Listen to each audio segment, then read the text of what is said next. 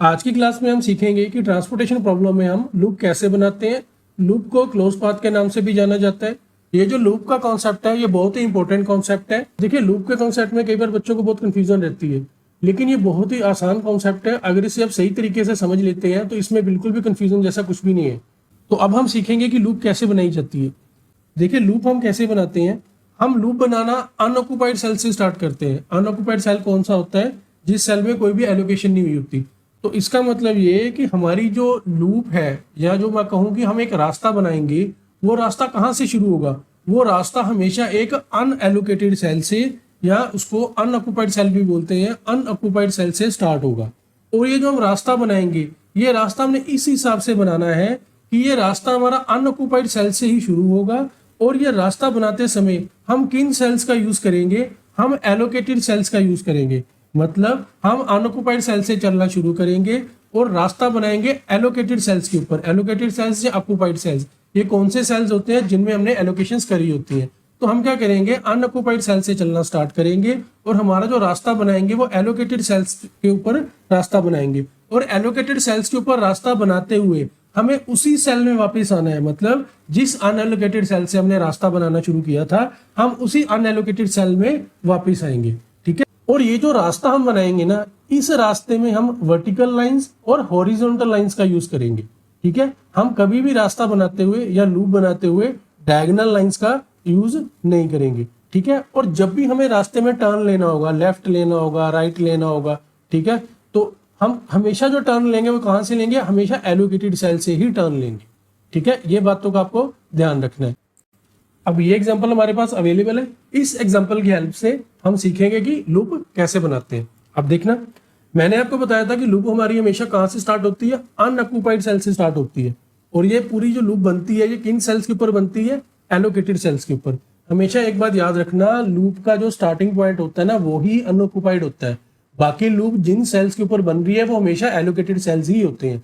तो पूरी लूप में सिर्फ जो हमारा स्टार्टिंग वाला सेल है, जहां से हम लूप बनाना स्टार्ट करते हैं ना, वही सेल हमारा अनऑक्युपाइड या अनएलोकेटेड होता है। बाकी सारे सेल जिनकी जो हमारी लूप में आ रहे हैं, यानी कि जिनके ऊपर हम लूप बना रहे हैं, वो हमारे एलोकेटेड सेल्स ही होते हैं, यानी कि ऑक्युपाइड सेल्स ही होते हैं। ठीक है। तो आपको ये बात ध्यान रखनी है। और दूसरा, जिस सेल से हम लूप बनाना स्टार्ट करते हैं उसी सेल में आके हमारी लूप एंड होती है। ठीक है। यानी कि जहां से रास्ता बनाना शुरू करा वहीं पे आके हमारा रास्ता खत्म होगा। तो अगर मैं ये वाला अनऑक्युपाइड सेल सिलेक्ट कर रहा हूं जहां से मुझे लूप बनानी है, तो इसी सेल में आके मेरी लूप खत्म होगी। ठीक है। अब देखना लूप कैसे बनेगी। मैंने आपको बताया था कि हमें एलोकेटेड सेल्स की हेल्प से लूप बनानी होती है। तो देखना कैसे बनेगी। अब अगर मैं यहां से यहां आ जाऊं तो क्या मैं यहां से यहां आ सकता हूं? बिल्कुल आ सकता हूं। क्यों? क्योंकि ये एलोकेटेड सेल है। ठीक है। अब यहां से मैं यहां जाना चाहूं तो जा सकता हूं? बिल्कुल जा सकता हूं। क्यों? क्योंकि ये भी एलोकेटेड सेल है। और यहां से मुझे यहां जाना हो तो मैं जा सकता हूं? बिल्कुल जा सकता हूं। क्यों? क्योंकि ये भी एलोकेटेड सेल है। और यहां से यहां मैं वापिस आ गया जहां से मैंने लूप बनाना स्टार्ट करा था। तो देखना, ऐसे करके हमने एक रास्ता बना दिया। क्या रास्ता बना दिया? यहां से हम यहां गए, ठीक है, यहां से हम यहां गए, फिर यहां से हम यहां गए, और जहां से हमने स्टार्ट करा था वहीं पे हम वापस आ गए। तो ये हमारा रास्ता बन गया। तो ये जो हम रास्ता बना रहे हैं इसी को हम क्लोज्ड पाथ कहते हैं और इसी को हम लूप कहते हैं।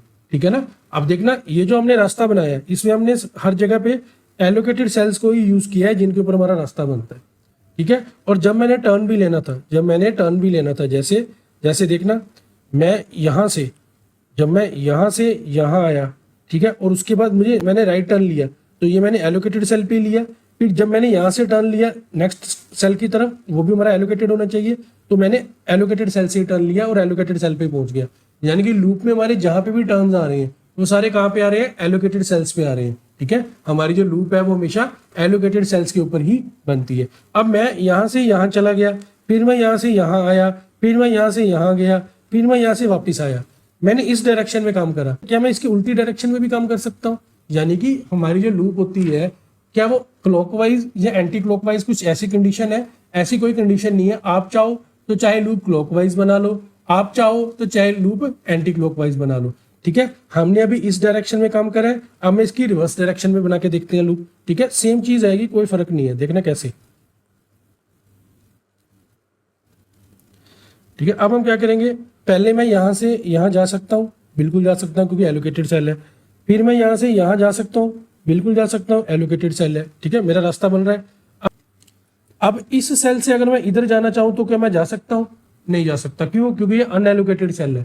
मेरा रास्ता तो सिर्फ एलोकेटेड सेल्स के ऊपर ही बन सकता है, तो इस डायरेक्शन में मैं नहीं जा सकता।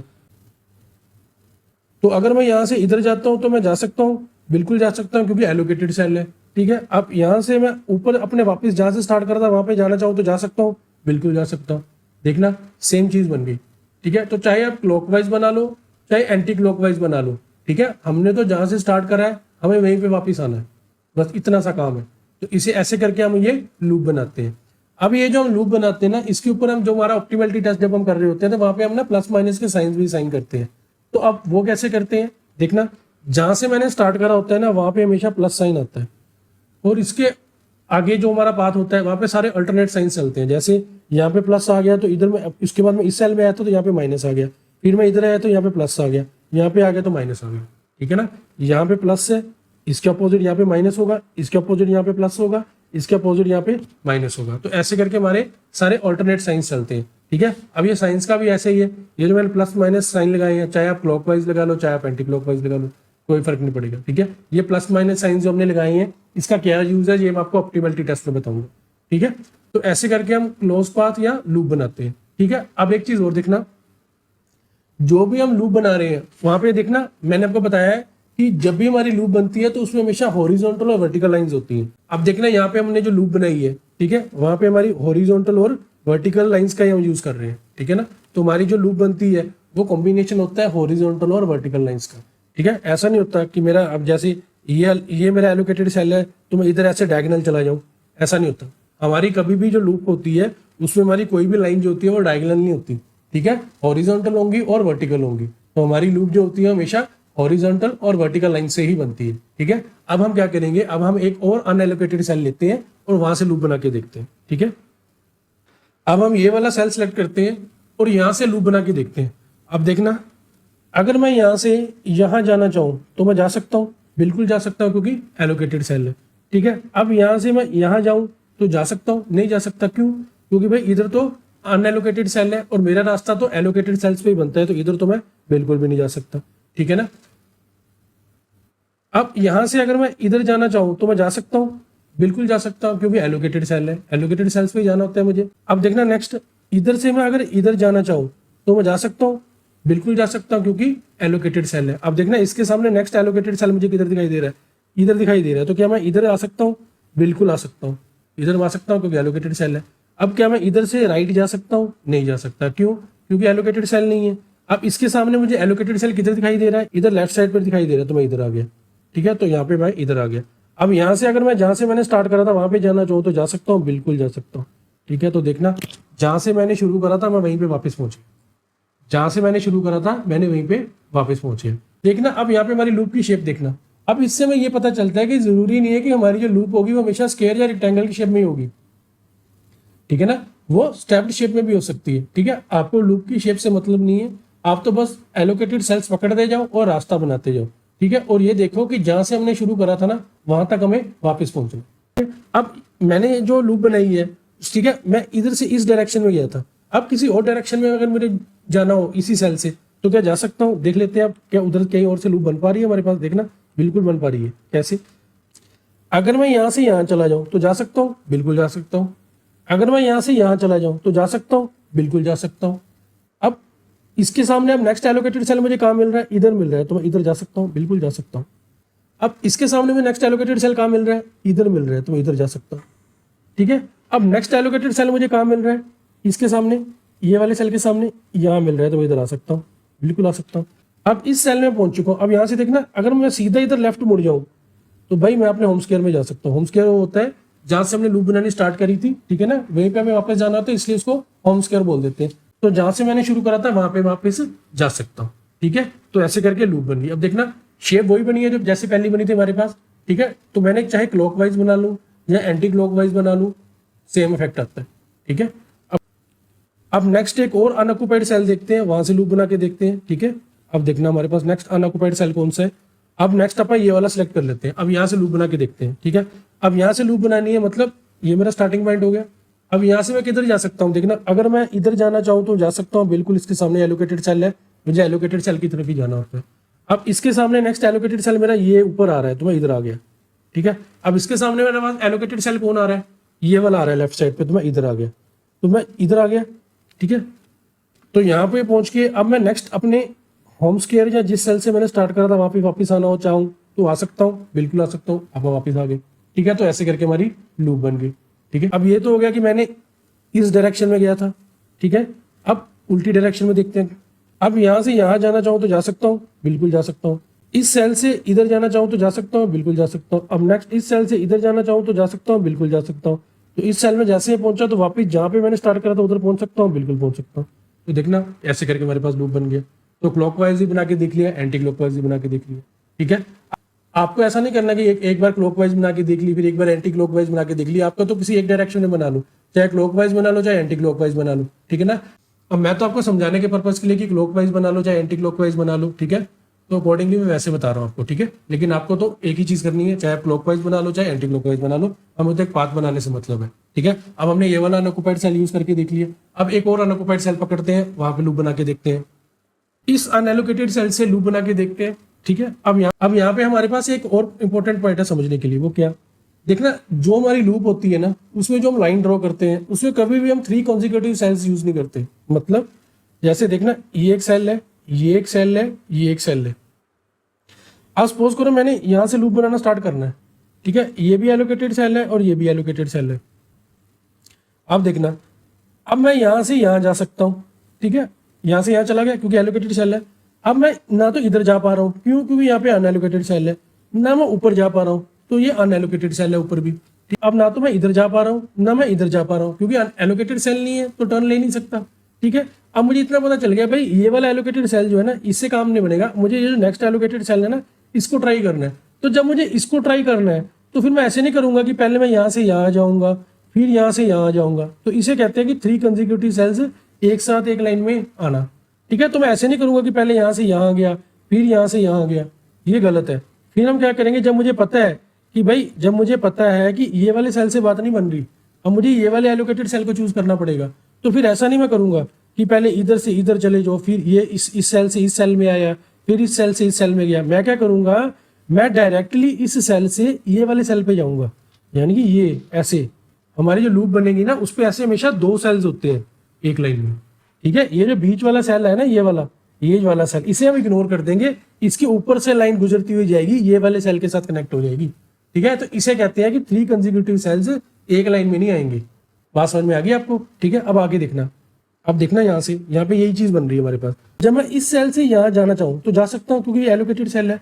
अब क्या मैं लेफ्ट को टर्न कर सकता हूँ, नहीं कर सकता भाई, अनएलोकेटेड है। तो इतना मुझे पता चलेगा कि यहाँ से यहाँ जाने में तो मेरे को कोई फायदा नहीं हो रहा, ये वाले एलोकेटेड सेल पे बात नहीं बनेगी। अब मुझे ये वाला एलोकेटेड सेल ट्राई करना है, तो जब मुझे ये वाला एलोकेटेड सेल ट्राई करना है तो मैं ऐसे नहीं करूंगा कि पहले यहाँ से यहाँ गया फिर यहाँ से यहाँ गया, ऐसे नहीं करूंगा। मैं क्या करूंगा, मैं डायरेक्टली इस सेल से यहाँ चला जाऊंगा, ठीक है।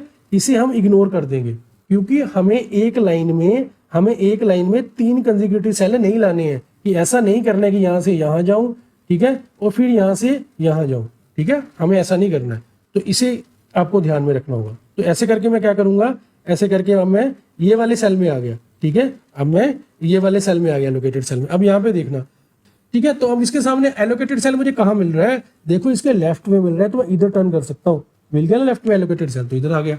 अब देखना, अब इसके सामने मेरे पास एलोकेटेड सेल किधर मिल रहा है, ये सामने इधर मिल रहा है, तो मैं इधर आ सकता हूँ, बिल्कुल आ सकता हूँ। तो अपन यहाँ पे आ गए, ठीक है। अब यहाँ से अगर मैं वापस अपने इस सेल में जाना चाहूँ तो जा सकता हूँ, बिल्कुल जा सकता हूँ। तो जहां से मैंने स्टार्ट करा था वहीं पे आके मेरा लूप खत्म होगी। अब ये मेरा लूप बन गया, ठीक है, लूप बन गया। तो जब मुझे यहाँ पे साइन असाइन करने हो तो जहाँ से स्टार्ट करा था प्लस, फिर इसके ऑपोजिट माइनस, फिर यहाँ पे प्लस, फिर यहाँ पे माइनस, ठीक है। मैंने साइंस भी साइन कर दिए प्लस माइनस के, ठीक है, अकॉर्डिंगली। तो ऐसे करके हम लूप बनाते हैं, ठीक है। तो ये जो हमने इस अनऑक्युपाइड सेल में लूप बना के देखी है, तो इसमें हमें एक पॉइंट ये सीखने को मिला है कि हमारे जो 3 कंसेक्यूटिव सेल्स होते हैं वो एक लाइन में कभी भी नहीं आते। हमेशा जो मेरी लाइंस होगी वो 2 एलोकेटेड सेल्स को कनेक्ट करके ही पाथ बना रही होगी, ठीक है। अगर बीच में कोई एलोकेटेड सेल आ रहा है जो हमारे यूज में नहीं आ रहा, ठीक है, हमें नेक्स्ट एलोकेटेड सेल यूज करना पड़ रहा है, तो अगर बीच में कोई ऐसे सेल आ रहा होगा तो उसे हम इग्नोर कर देंगे, ठीक है ना। तो ये कॉन्सेप्ट आपको बिल्कुल ध्यान में रखना है। तो ये सारी बातें हैं जो आपको लूप फॉर्मेशन में बड़े ध्यान से दिखनी है। बस आपको क्या चीजें याद रखनी है, आपको इंपॉर्टेंट बातें ये याद रखनी है कि हमारी जो लूप है वो अनऑक्यूपाइड सेल से स्टार्ट होती है, और जिस अनऑक्यूपाइड सेल से स्टार्ट होती है उसी अनऑक्यूपाइड सेल में आके वो लूप एंड होती है। लूप का सिंपल सा मतलब ये है कि भाई मुझे एक रास्ता बनाना है, जहां से शुरू करा था वहीं पे मुझे वापस आना है, ठीक है। और ये जो रास्ता बनेगा ये मेरा हमेशा एलोकेटेड सेल्स के ऊपर बनेगा, और ये जो रास्ता जो मैं बनाऊंगा इसमें मैं वर्टिकल और हॉरिजॉन्टल लाइंस का यूज करूंगा, कभी भी मैं डायगोनल लाइंस का यूज नहीं करूंगा। मेरा जो भी टर्न होगा रास्ते पे, चाहे मैं लेफ्ट टर्न करूं, राइट टर्न करूं, ऊपर जाऊं, नीचे जाऊं, जिधर मर्जी जाऊं, वो हमेशा जहां भी मुझे टर्न करना होगा वो मेरा एलोकेटेड सेल पे ही टर्न होगा, ठीक है ना। और 3 कंसेक्यूटिव सेल्स कभी भी एक लाइन में नहीं आ सकते। जिस सेल से मैंने लूप बनानी शुरू करी होती है वहां पे मैं प्लस का साइन असाइन कर देता हूँ, ठीक है ना। और पाथ में हमारे पास जितने भी एलोकेटेड सेल्स आते हैं अकॉर्डिंगली हम ऑल्टरनेट साइंस असाइन करते जाते हैं। और जो हमारी लूप होती है वो जरूरी नहीं है कि स्क्वायर शेप में हो, ठीक है ना, वो रेक्टेंगल भी हो सकती है, स्टेप फॉर्म में भी हो सकती है, ठीक है ना। इस क्वेश्चन में हमारे पास अलग अलग तरह की शेप्स हमें देखने को मिली है। तो ऐसे करके ये सारा लूप का कॉन्सेप्ट है। ये लूप का कॉन्सेप्ट हमारा बहुत इंपॉर्टेंट है, ठीक है। ये जो मैंने प्लस माइनस साइन करवाए हैं ये मैंने आपको वैसे नॉलेज के लिए यहाँ पे बता दिया है, लेकिन इसके एक्चुअली यूज तो हम जब हम ऑप्टिमलिटी टेस्ट करेंगे उसमें बताऊंगा मैं, ठीक है। होपफुली लूप का कॉन्सेप्ट आपको अच्छे से क्लियर हो गया होगा, ठीक है। अपकमिंग क्लास में हम पहले डीजेनरेसी चेक लगाना सीखेंगे और उसके बाद हम अपनी ऑप्टिमलिटी टेस्ट की तरफ प्रोसीड करेंगे, ठीक है। मिलते हैं नेक्स्ट क्लास में। Thanks for watching.